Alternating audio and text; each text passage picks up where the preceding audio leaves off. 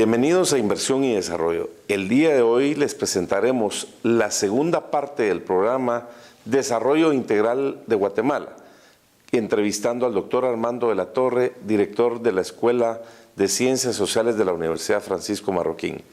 Bienvenido, doctor Armando de la Torre. Doctor de la Torre, el papel de los empresarios. El empresario es el ente social que más impacto tiene en una nación, según lo decía el profesor Peter Drucker, porque genera negocios para los miembros de una sociedad, paga impuestos en una sociedad, paga salarios en una sociedad, crea productos, bienes y servicios para una sociedad, etcétera, etcétera. ¿Cuál debería de ser el papel del empresario en el siglo XXI en el concepto de la responsabilidad social empresarial? Para mí, primero, empresario es el que vende comida barata en la calle.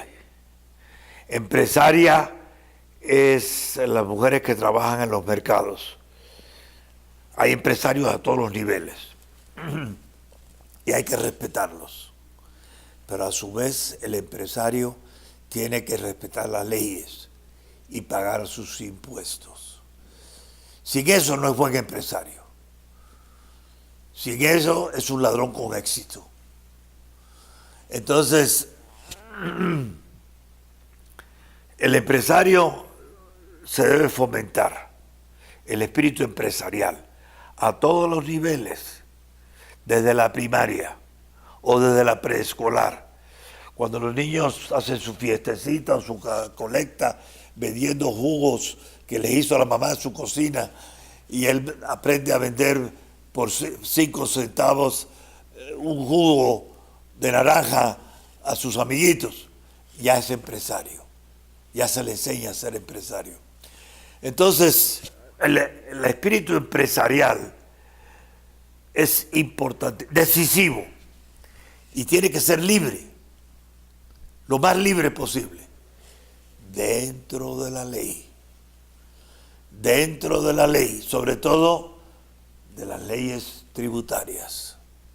El empresario es el primero que tiene que dar ejemplo de cumplir con la ley.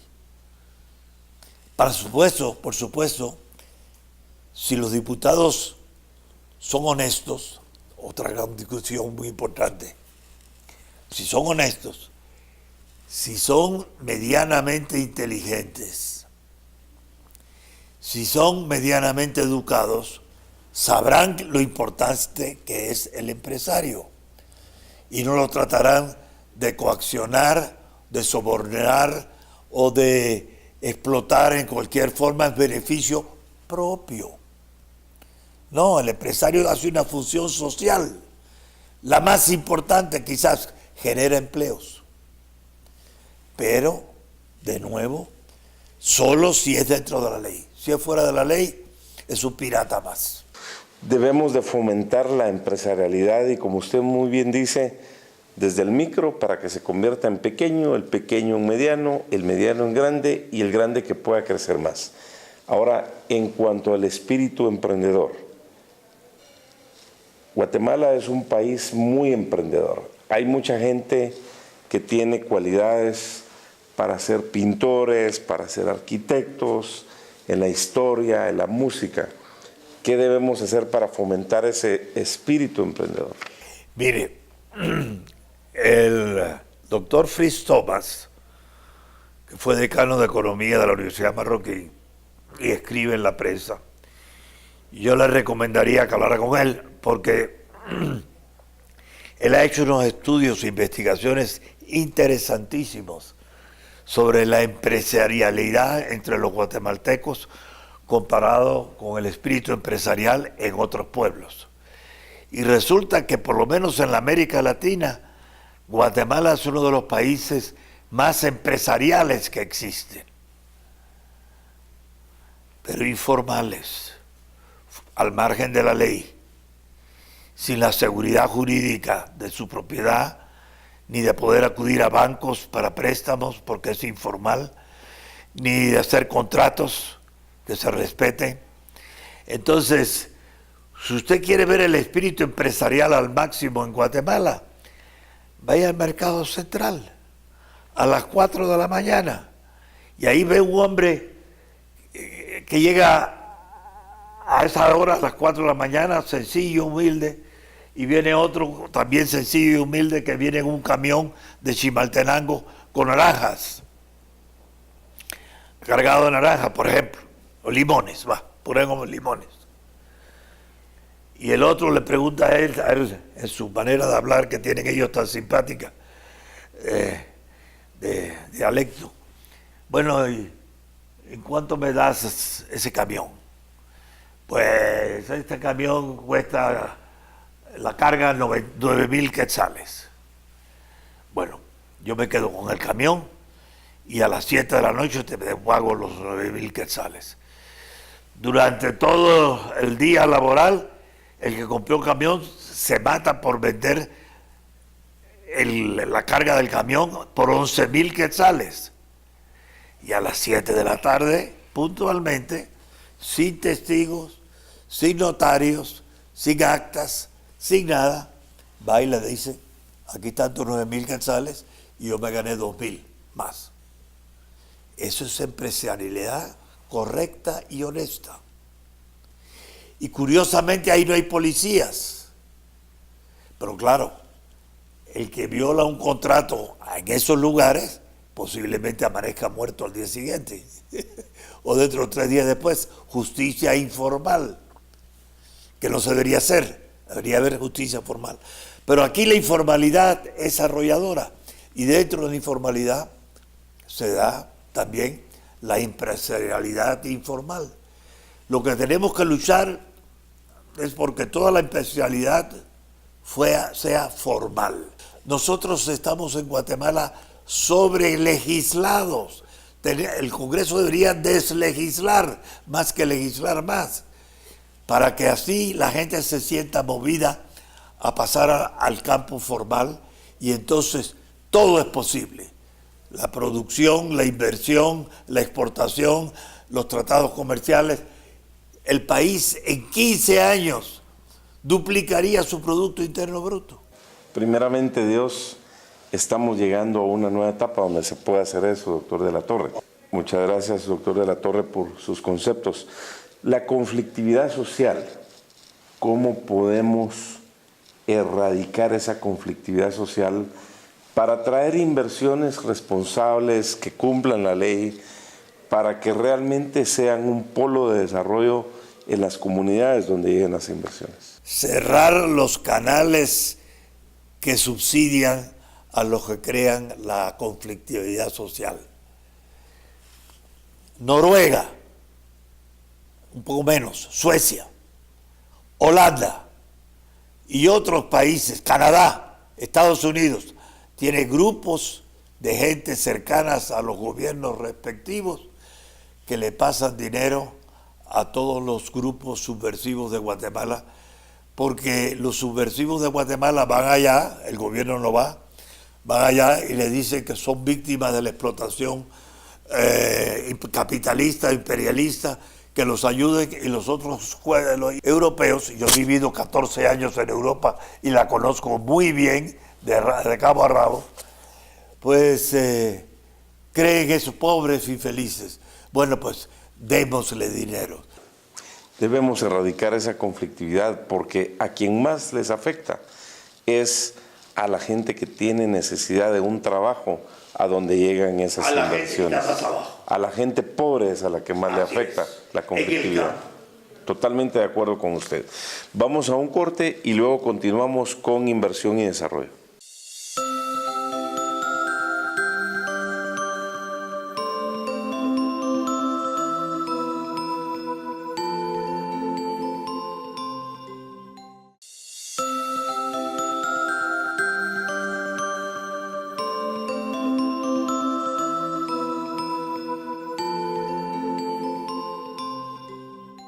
Continuamos con inversión y desarrollo y nuestro tema, desarrollo integral de Guatemala, y nuestra entrevista con el doctor Armando de la Torre.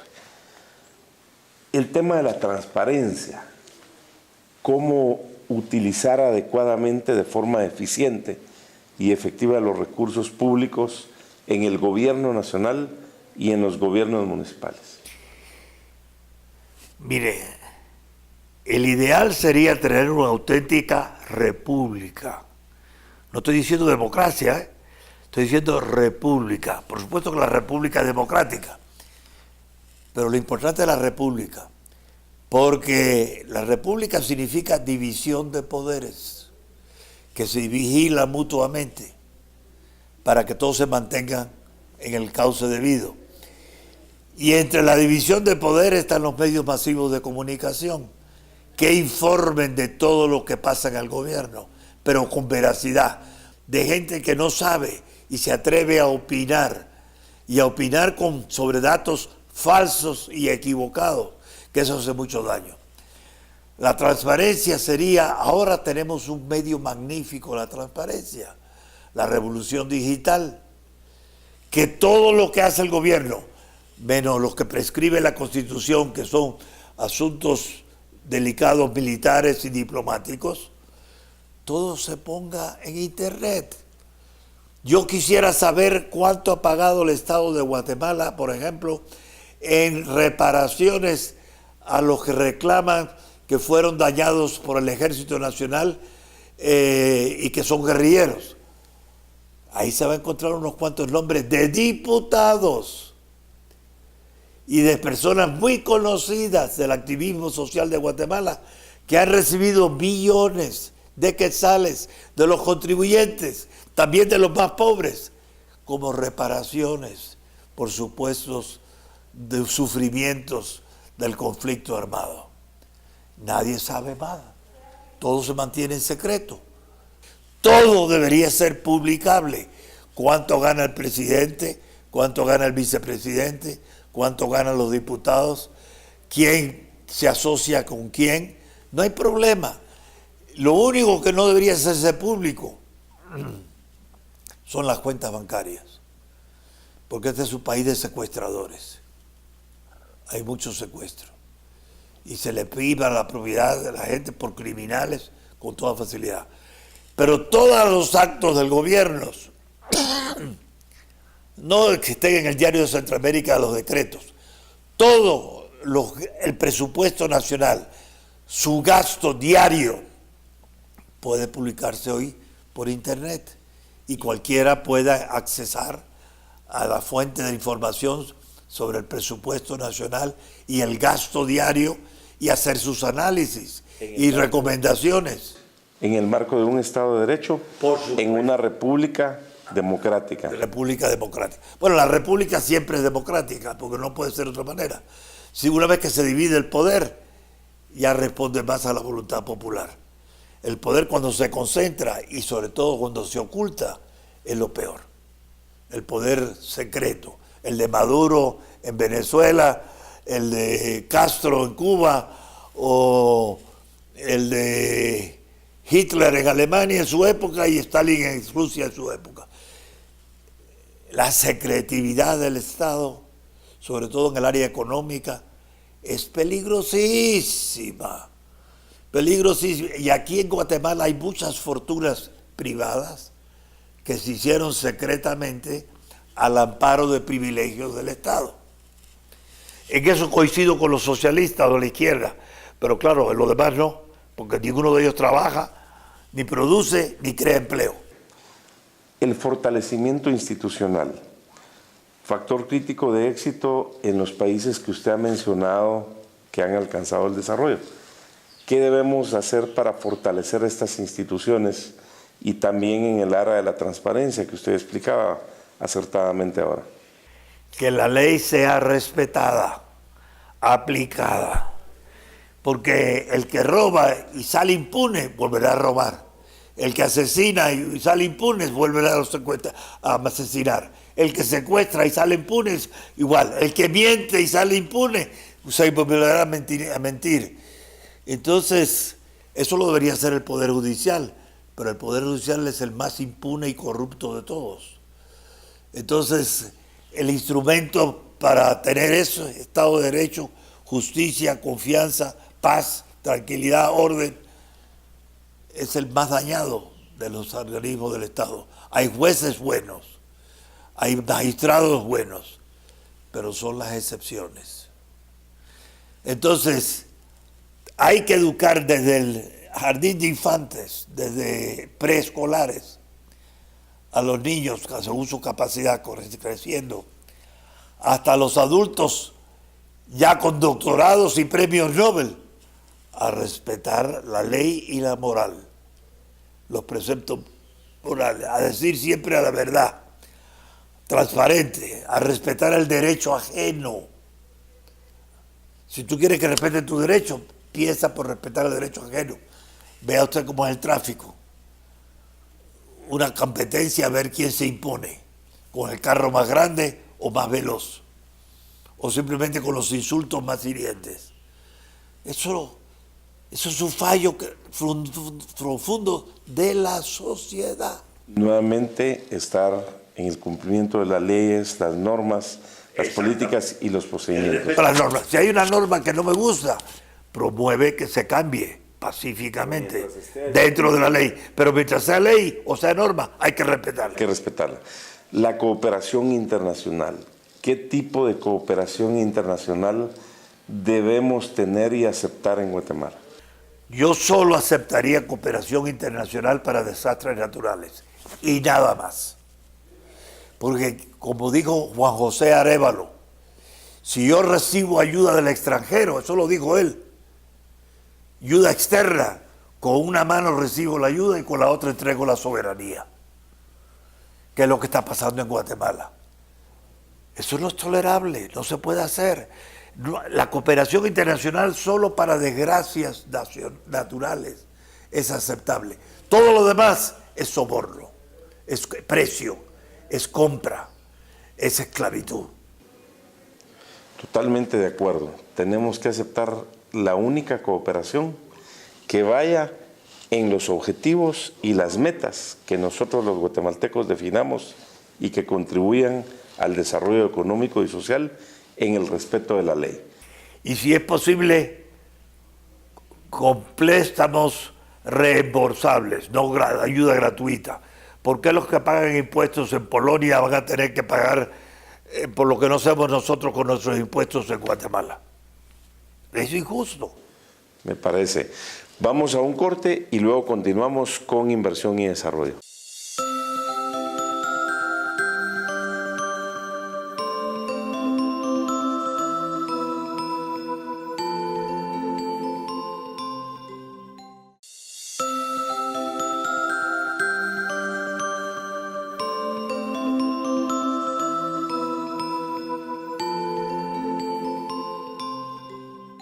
Continuamos con Inversión y Desarrollo y la entrevista al doctor Armando de la Torre, director de la Escuela de Ciencias Sociales de la Universidad Francisco Marroquín. Doctor de la Torre, ese trabajo en equipo que necesita nuestra sociedad entre la academia, los políticos, el sector empresarial, los religiosos, los medios de comunicación, las organizaciones sociales, ¿cuál es esa articulación que debemos hacer para alcanzar el desarrollo económico y social del país? Porque lo dijo José Ingenieros en 1913, el ítalo argentino. La mediocridad de las sociedades es el reflejo de la mediocridad de las élites. Bueno, José Ingenieros escribió un libro muy interesante que se llama El hombre bien mediocre. Pero eso fue hace años, ya más de un siglo atrás. Ortega y Gasset escribió otro libro más interesante y más educativo que se llama La rebelión de las masas. Y es muy interesante también todo eso para lo que estamos hablando, porque en la perspectiva de ellos, el hombre selecto, que no es el hombre masa, seguía por sus criterios, siempre respetando el derecho ajeno antes que el propio, primero que todo, pero seguía por sus criterios, cumplan los demás o no cumplan con las leyes como hace él.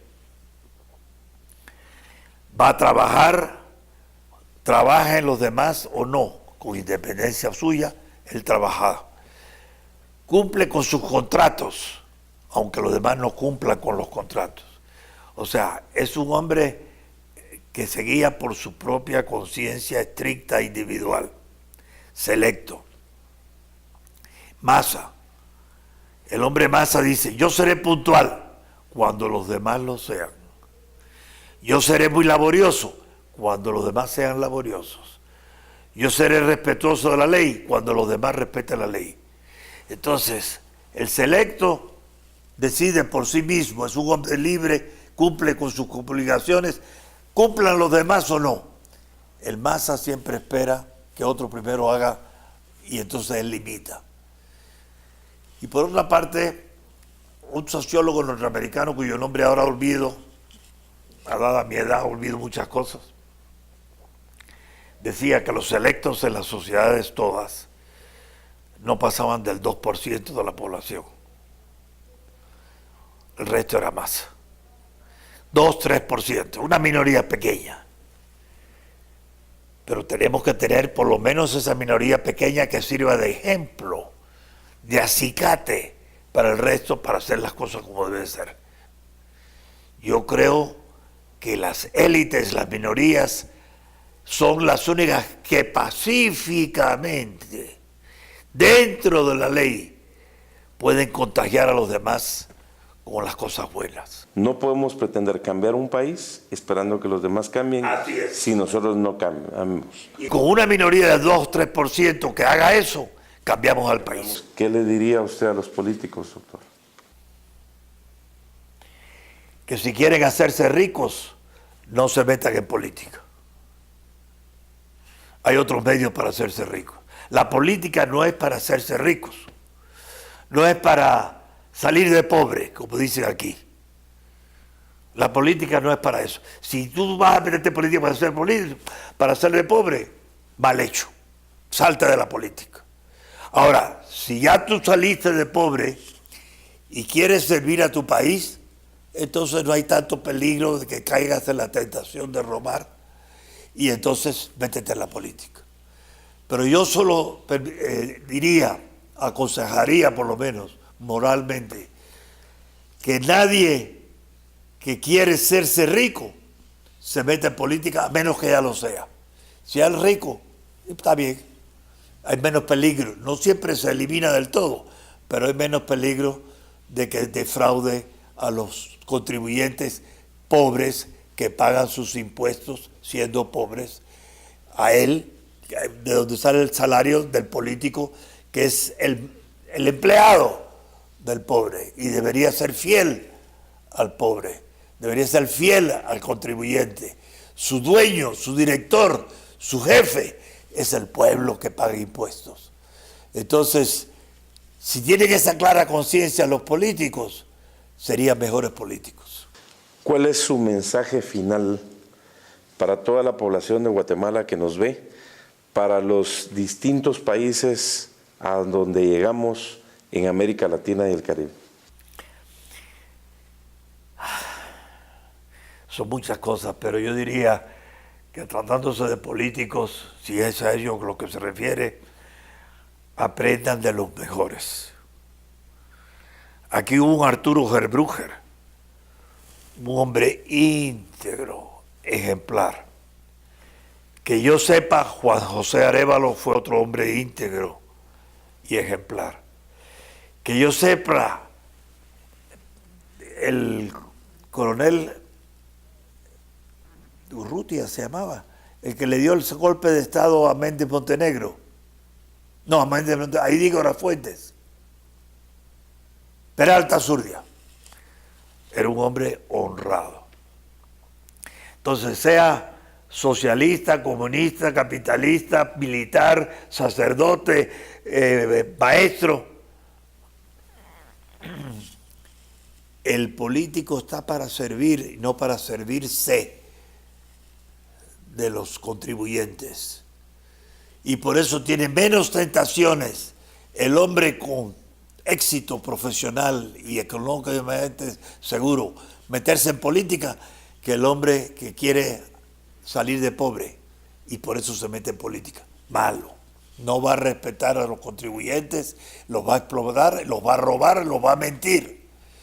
Entonces, todo el que quiera meterse en política tiene que haber asegurado ya privadamente, honradamente, su subsistencia honorable fuera de la política. Y entonces que se meta en política.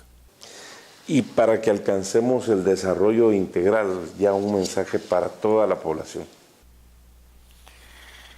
El desarrollo integral, yo empezaría por decir creer en Dios y en su justicia. Porque los que se creen muy sabiondos porque dicen Dios no existe. Yo sé que Dios no existe. ¿Tú cómo lo sabes? Yo lo sé. Bueno, les es mucho más difícil, no digo imposible, les es mucho más difícil respetar la ley moral que está por encima de la ley legal. Aquí a los abogados todos se les enseña la filosofía del positivismo jurídico, donde dice que la ley positiva está por encima de todo, inclusive de la ley moral. Equivocado. Enseñanza falsa y equivocada. Entonces, volveríamos otra vez. Hay que insistir más en la ética, profundizar en la ética. Somos analfabetas éticos, igual que somos analfabetas teológicos, se ha dicho de paso.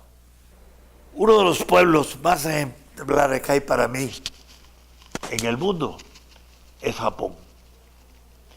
Cuando hay tsunamis y hay terremotos y destrucción, una cosa que nunca se ve en Japón son saqueos. Se ve en los Estados Unidos, se ve entre nosotros, se ve hasta en muchas partes de Europa. En Japón nunca. Está la tienda abierta llena de productos que yo podría fácilmente apropiarme, robar, porque no hay policía, porque está todo destruido, porque la gente está ocupada de otras cosas y nadie va a robar. Eso es ética cívica, que es lo que hace prósperos los países, y por eso Japón, sin recursos naturales apenas, es la tercera potencia mundial. Mucho más que la India, que tiene 10 veces más habitantes que Japón. Mucho más por cápita que China, que tiene 20 veces más población que Japón. Mucho más que los Estados Unidos. Profundizar siempre en su fe, tener alguna fe. El que no tiene fe, le es mucho más difícil, muchísimo más difícil, mantenerse dentro de los cánones de la moral. Eso es parte de la educación que debería darse a todos. Doctor Armando de la Torre, muchas gracias por haber estado en Inversión y Desarrollo. Usted es una persona que ha aportado mucho a la sociedad, al país. Ojalá sea verdad. Y a sus 91 años lo vemos con muchas ideas, con muchas ganas de dar lo mejor de sí. Y nosotros hemos tratado de aprovechar en estos programas su sapiencia, que estamos seguros que va a llegar a la sociedad, y lo exhortamos a seguir adelante, y primeramente Dios así sea. Muchas gracias, pero de todo eso es porque estoy agradecido a Dios. Si yo no estuviera agradecido a Dios por lo que me ha dado gratuitamente, tampoco haría nada de lo que hago.